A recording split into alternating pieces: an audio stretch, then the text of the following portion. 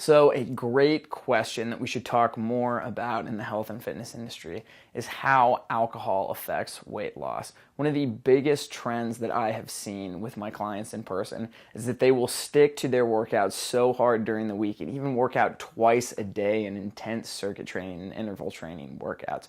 And they'll get to weekends and they will binge drink 2 nights of the week or 1 night of the week, and they'll completely blow all the progress they made during that week just for a couple nights of partying. So how can you minimize the effects of alcohol and how it runs over your progress that you're making in your diet and exercise and your weight loss and your strength gains, whatever it may be? If you're looking to build muscle, if you're looking to lose body fat, if you're looking to drop some weight and fit into the old pair of jeans that you love so much, how can you minimize the damage from alcohol? So the first thing that I will say, make sure you work out that day.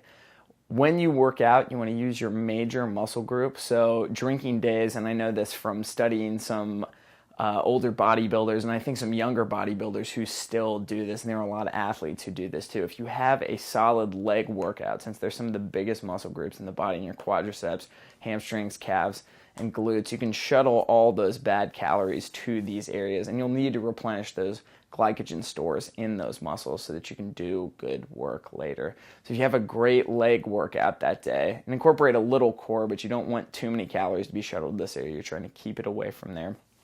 Here's also what I would recommend.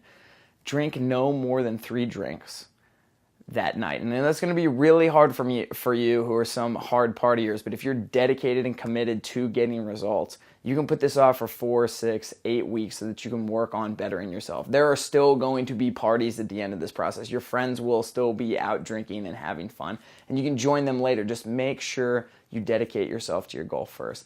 Now, here I said 3 drinks is your maximum. If you want to get a little more specific, I was reading some research recently saying that if you wanted to minimize the amount of alcohol that you're drinking so that you don't sabotage your results, drink 1/2 gram of alcohol per kilogram of body weight. So if you're calculating your weight in pounds, you're going to have to do the conversion to kilograms.